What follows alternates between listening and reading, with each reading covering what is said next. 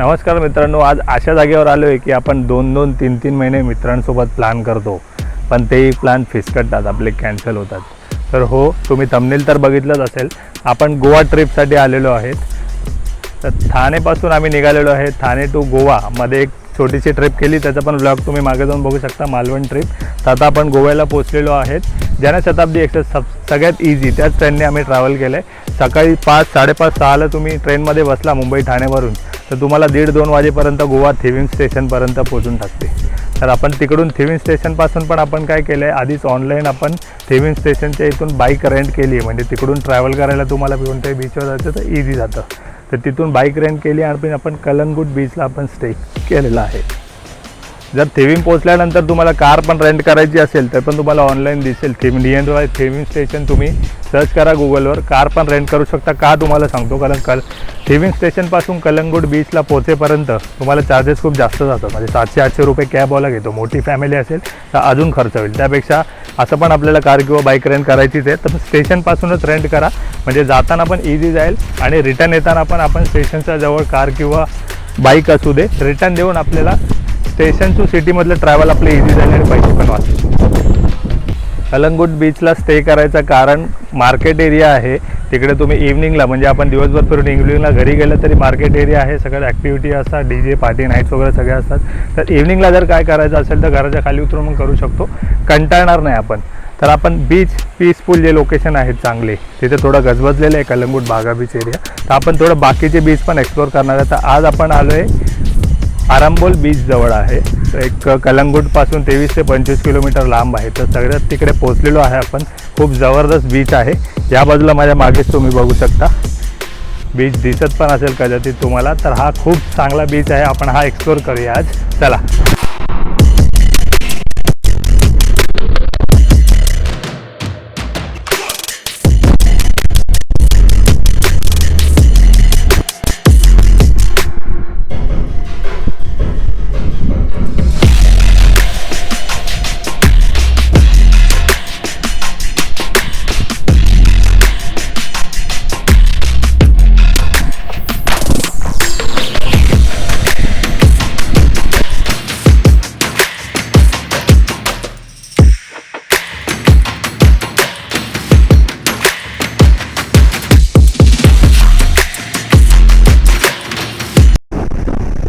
Arambol beach एवढा छान आणि सुंदर बीच आहे.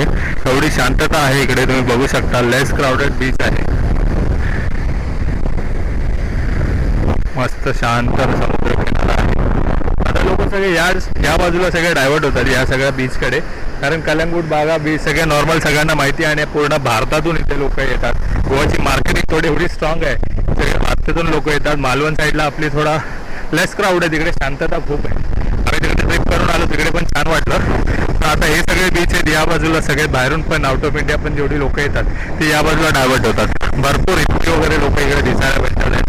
हे सगळे बीच, जर तुम्हाला राहायचं असेल कलंगूट बागा साईडला रूम घेऊन राहू शकता. म्हणजे इव्हनिंगला जर तुम्ही घरी जाताय तर तिकडे तुम्हाला जास्त कंटाळा नाही येणार. इव्हनिंगला करण्यासारखं काय नाही, तर तिकडे तुम्ही राहा आणि दिवसभर फिरायला बाईक किंवा कार रेंट करून तुम्ही असे सगळे प्लेसेस एक्सप्लोर करू शकता.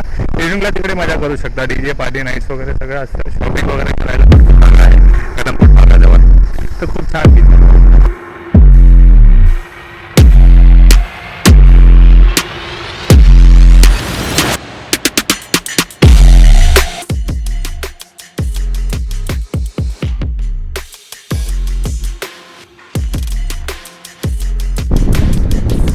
सुंदर आणि स्वच्छ समुद्र किनारा म्हणजे बघा,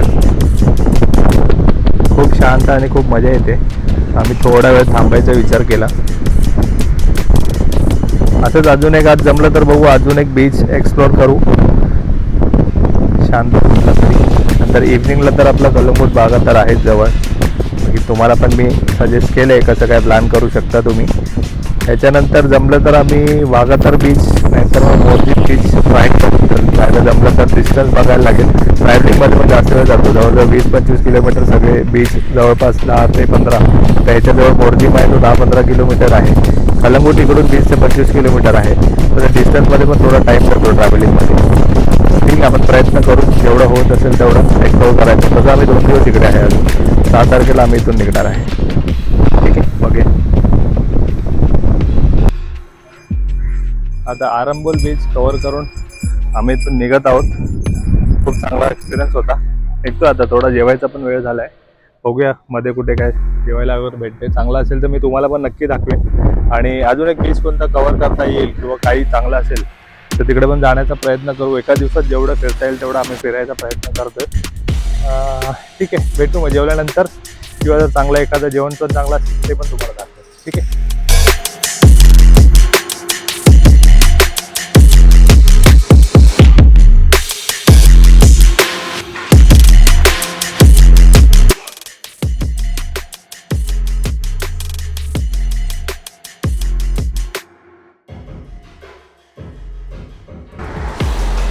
हा तर मित्रांनो, आरंबोलपासून पुढे येऊन एक छोटीशी खानावळ होती, त्याच्यात जेवलो. मी ट्राय करतो अशाच ठिकाणी कधीतरी एक मील तिकडे पण करावा. खूप छान लागतं जेवण, प्राईस पण कमी असते आणि जेवण खूप छान लागतं. कधी आलात गोवा तर ट्राय करा. आता आपण वाघातर बीचकडे जाऊया. खूप चांगला बीच आहे, याच्या आधी पण मी बघितलेला आहे, तर तो पण आपण एक्सप्लोअर करूया, तुम्हाला दाखवतो. आता आम्ही सध्या आरंबोलवरून 5 मिनटं पुढे निघालो, तर मध्येच एक खानावळ लागली, तिकडे आम्ही जेवलो, मस्त होतं. चला आता आपण पुढे जाऊया त्या बीच.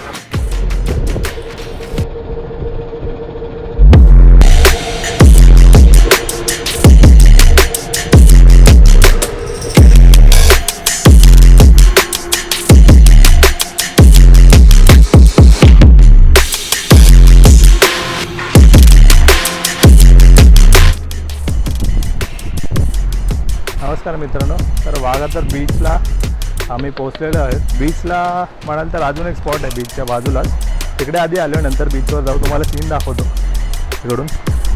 थोडा बीचच्या वर आहे आणि मागे बघा इथून संपूर्ण बीच दिसतो, सुंदर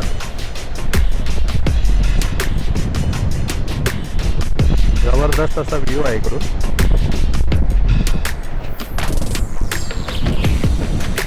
याच्यापेक्षा सुंदर काय असू शकतं.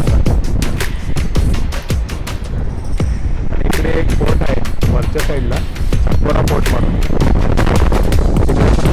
जाऊ शकतो, पण सध्या आपल्याला नाही जाता ना, टाईम होईल.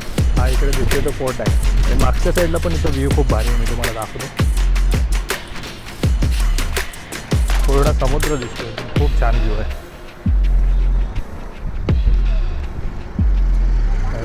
इथे अशा सेटिंग्स पण बनवल्यात, ते लोक बसलेत ऑलरेडी इकडे. सेटिंग्स आहेत. जो व्ह्यू आहे मित्रांनो, जो व्ह्यू आहे खतरनाक.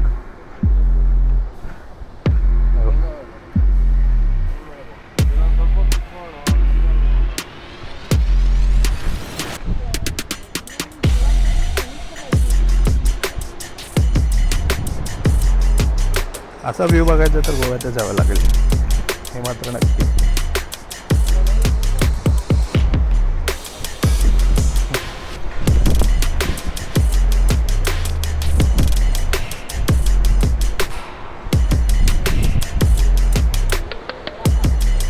सेटिंग्स आहेत, तिथे लोक बसले आहेत.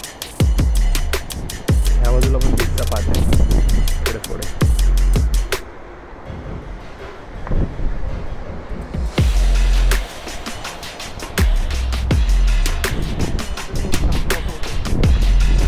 वाघातर बीच, वाघातर हा कलिंगूटपासून आय गेस काहीतरी 15 ते 20 किलोमीटरच्या मध्ये असेल, जवळ पडतो कलिंगूटपासून. सीन बघा, थोडा वारा आहे इथे, आवाज थोडा कॅमेरामध्ये हे जातो, पण तुम्ही व्ह्यू एन्जॉय करा. जबरदस्त व्ह्यू आहे. थोड्या वेळाने आपण तिकडे पण जाऊ बीचवर, खाली जाऊन पण आपण तुम्हाला व्ह्यू दाखवतो. पण मला वाटतं खाली जाण्यापेक्षा हाच सर्वात जबरदस्त व्ह्यू आहे. मागच्या साईडला पण बघायला ग्रीनरी किती आहे.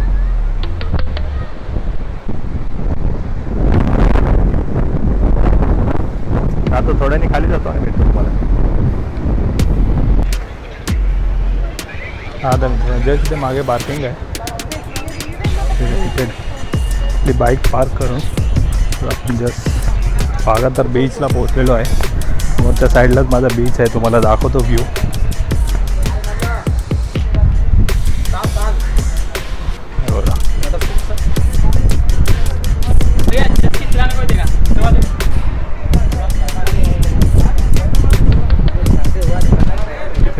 आपण बीचवर खाली.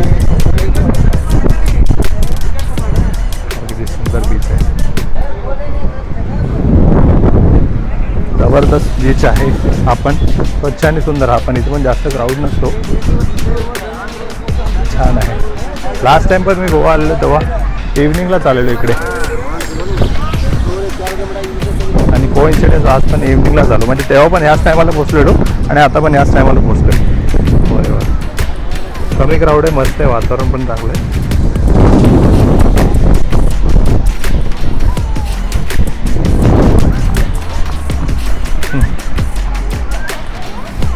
इकडे पण बाहेर कलंगूटला जसं बाहेर शॉपिंग वगैरेसाठी शॉप्स आहेत ते इकडे पण भरपूर आहेत, एंट्रीला आहेत बाहेरच्या साईडला. तर मी पर्सनली सहसा काही घेत नाही असं जाऊन, म्हणजे माझी शॉपिंग वगैरे असेल काय ती बाहेरूनच मी करून येतो आपल्या मुंबई ठाणेमधून. बऱ्याचशा लोकांना आवडतं तिकडे जाऊन स्पॉटवर जाऊन शॉपिंग वगैरे करायला. मला पर्सनली नाही आवडत, तर मला आवडतच नाही इकडे, म्हणजे क्लोथ्स वगैरे कपडे वगैरे आपल्या मुंबई ठाण्यामध्ये चांगले भेटतात. इकडे फिरायसाठी नेचर एन्जॉय करण्यासाठी बेस्ट आहे. बाकी शॉपिंग वगैरे आपल्या वस्ती बात नाही. हे बघा छान बीच. तिकडे आपण वर होतो आता, इकडून वरून आपण जी व्हिडिओ घेतलेली ती इकडून आहे, तिथून असा पूर्ण बीच आहे बघा. आणि या बाजूला मी फोर्ट बोलत होतो ते हे फोर्ट आहे बघा वरच्या साईडला.